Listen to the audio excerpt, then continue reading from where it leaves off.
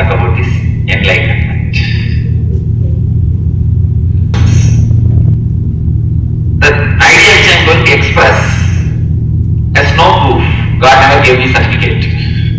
He gives only enlightenment, no certificates.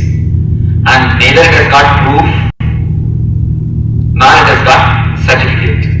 It's a deep, subjective, personal experience. It is much more intimate than love affairs. Even your love affairs are known to two people. It's between two. But this is much more intimate. It is only between one and the one. Even if your love affair cannot be open to a new person. Will you talk about your love affairs? A person whom you met just yesterday? No. You can't. Certain quality of intimacy is necessary to speak. Certain quality of intimacy is necessary to open up. Even the love affair cannot be opened to me. Enlightenment can never open it.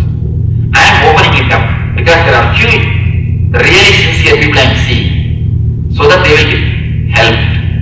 Other people, when you can't believe, just forget about it. Don't bother to believe. Don't bother to put all the stuff in the head. Don't bother to create more trouble for yourself. If you feel like, oh, he sounds truthful, then take it inside. If you feel like, oh, all these things are old stories, then forget about it. That's all. It's your choice. There are few sincere guys whom I am seeing. They can be helped. That's the reason I am opening it up. Okay. It was the story starts when I was 10-year-old boy. When I was 10-year-old boy, as a family, we went to a Swami called Annamalai Swamigal. He is an enlightened master, great enlightened master of Arunachala, disciple of Raman Maharishi, Bhagavan Sri Raman Maharishi. He was a personal assistant of Bhagavan. He was the only one who used to bathe him, who used to touch his body and bathe him. Such an intimate disciple. Of course, 10-year-old boy, what he will think to go when he goes to see a master? Will he give a sugar candy or will he give a banana? That is the only expectation I can have from him. And that is the only expectation I had from him. When I went there, he was talking to a group of devotees that we are not body, we are beyond pain and sufferings. No pain affects us. I was just surprised. How can this be? He says no pain affects us. But when my mom beats, I am feeling the pain. In India, kids will be beaten if they do something wrong. When my mom beats, I feel pain. But he says there is no pain. Anyhow, I went back to the house. I was thinking continuously. Some of the words were ringing in my ears. I was not able to forget the words. Finally, I decided to check. I took a knife and cut my thigh to see whether there is pain or not. Still now the mark is there, a big mark, a nice deep cut. Still now the mark is there in the thigh. And of course, I had a pain and mom gave again few blows and took me to the hospital. What have you done? They took me to the hospital, did first aid and put all the stitchings, the eyes, whatever they are supposed to, they did. And after a few days, I went back to that Swami again. And I told him, see, what have you taught me? You told me don't have pain, suffering. I went and cut myself. And I'm having pain, not only that my mom is beating me. Then he said, he was so compassionate. And he just patted me and told me, oh my son, don't worry. You just do this small meditation. You will understand what I said. You might have had pain now. You might have cut your thighs now. You are so feeling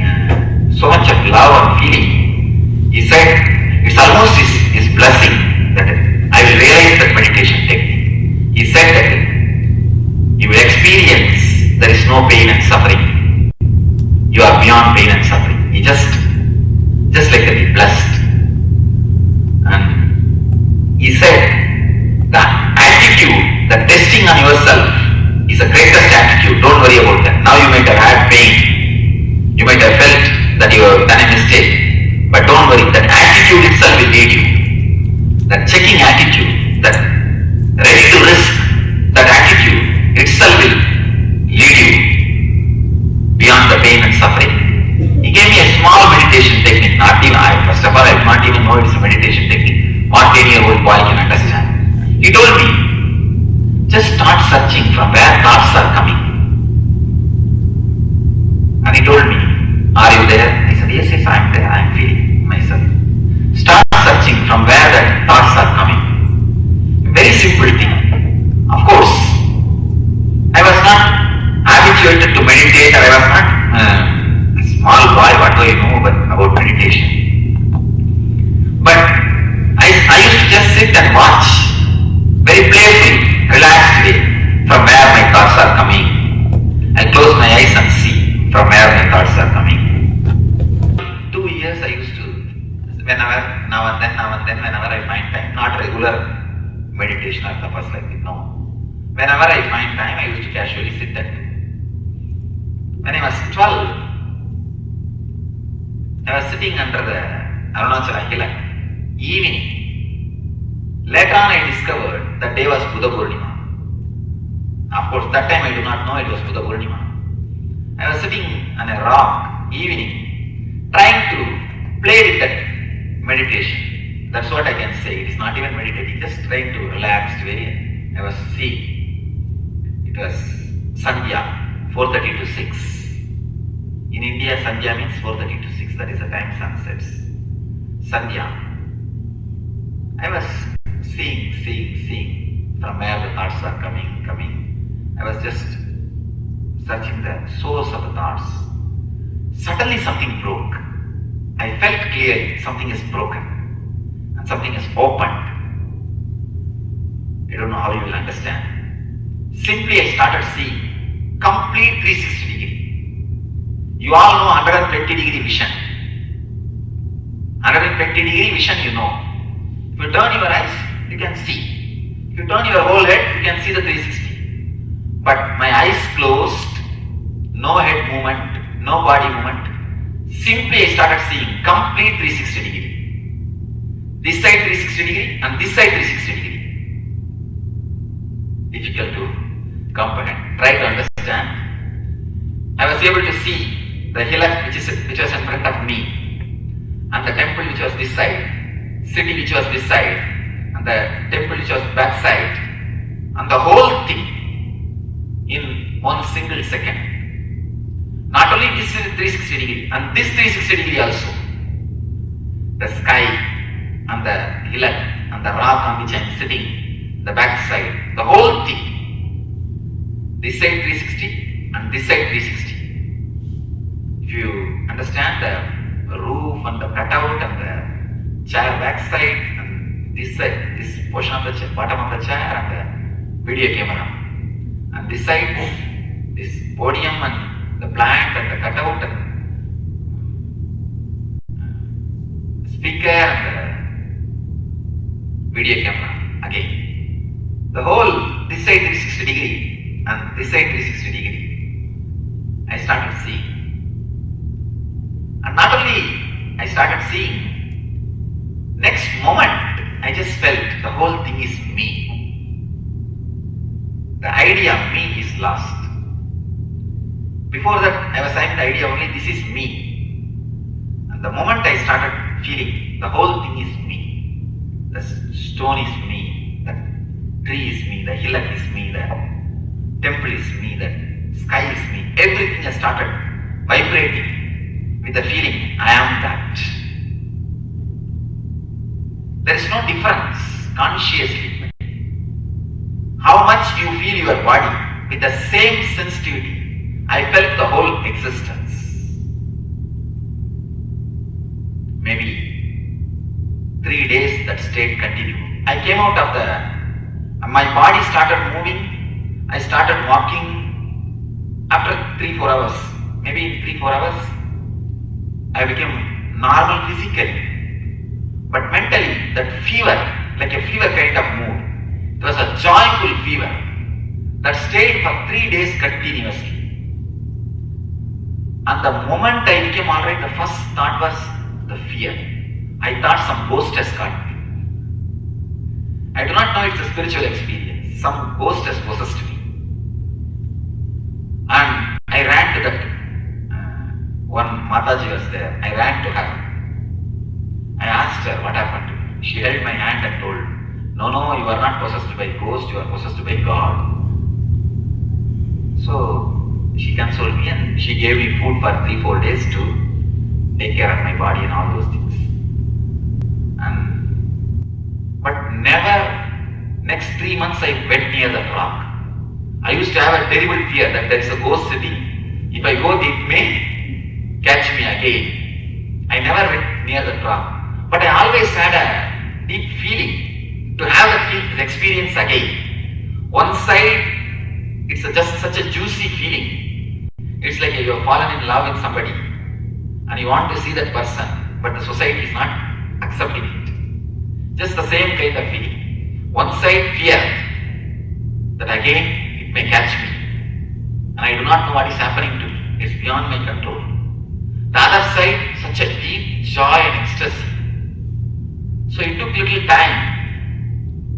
Then slowly I gathered courage and started working towards that experience again and again to have that same experience. Of course, the search started. I started trying different meditation techniques. The more I try, more it escaped from me. The more I try, more I was made to chase. Continued. When I was 13 and a half, I ran away once to North, leaving the house. Of course, later on, second time, third time when I went away to North. I was there in the North. Maybe it was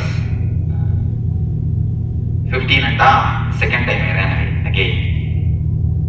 And then after that again I came back. Third time it was 70. That time that was the last I escaped. Of course, length and breadth of India. I wanted length and breadth of India, doing different kinds of meditation techniques, tapas, staying under the trees, at the Himalayas, Gaurikund. I had the Mahavatar Babaji's darshan. That was one of the turning point which gave me the tremendous inspiration, because that was the time I was tired. I felt that enough. That was the time I was feeling tired, but he gave me the big courage and the energy in Gaurikund. Then we came down to Kashi. Kashi had a wonderful experience, death experience. I'm speaking about that in the pictorial biography. You can see the photograph where I had the death experience. Manikarnika, I had the death experience. Then I broke my backbone. I was traveling in a military truck. I was traveling from Tapovan in the jeep. When I was traveling with them in the jeep, all people give so much of respect for the sadhus. I do not know. The pothole, with such a speed they put the vehicle in the pothole. The whole vehicle was shaken. Then I had a fracture in the backbone. They wanted to treat and do the bandage. I never accepted, and just by hand. That is the first time I felt. I saw how healing happens. I put my hand and saw the energy is being flooded and got healed. Simply got healed. So that was the first healing. Then I came to Omkareshwar, Narmada. That is a place, Narmada, Madhya Pradesh. That is a place I had the last ultimate experience. It was the January 1st, 2000. Later on I found the date, because that time I do not know calendar, right, all those things. Later on I scanned and picked up the date. The same, my birthday. Like a drama. I don't know how both fell in the same day at the same time. Okay. It was night. I was just That was the time I had the second big depression and threw away all the sadhanas. No sadhana, no japa, nothing. I was just relaxing on the bank of Narmada, moon, beautiful moon. I was stretching my legs and almost lying on a rock and enjoying the whole beauty. Maybe 11 o'clock, 12 o'clock, midnight. Maybe 11, because the moon was there. So, midnight. Suddenly, I saw the relaxation was becoming more and more and more deeper, deeper and deeper. And simply the verbalization started disappearing. It's like you pour a tumbler of water that goes and disappears into the river. Slowly, slowly, slowly, slowly, slowly, the dew droplets just became one with the ocean. Never came back. What was that experience like when that happened for us? I can try to describe few words. Fully it is not possible to describe, but few words. That's what yesterday I was describing. The inner chanting totally disappeared. Now also, when I am speaking to you, I am speaking. When I stop, the gap is gap. There is no words. Like a tape recorder. I can talk. When I stop, stop. Over. That is what they are surprised by that research. They say that such a deep silence can never happen. And just by will. There is no inner chanting. The inner chanting is totally not there. It disappeared. Next thing, the idea of basic sex disappeared. The male and female concept disappeared. Just as I'm holding this kerchief in my hand, I'm holding this body. Of course, body is male body, physically male body, that is different. But the idea, the being, never gets identified with the idea that I'm a male or I'm a female. The idea of male or female is not there. With a lot of difficulty, I have to remind myself, male or female. The idea is not there. The third, tremendous ecstasy, even the ecstasy word is not enough. And that also they are saying that their research, there is a thing called D-spot. Doctors must be knowing. Dopamine chemical is released when you get into some pleasure. They say that where the dopamine is released, that point is just stimulated. Like a flood, they say that dopamine is getting released into the system. When I just close the eyes and enter into the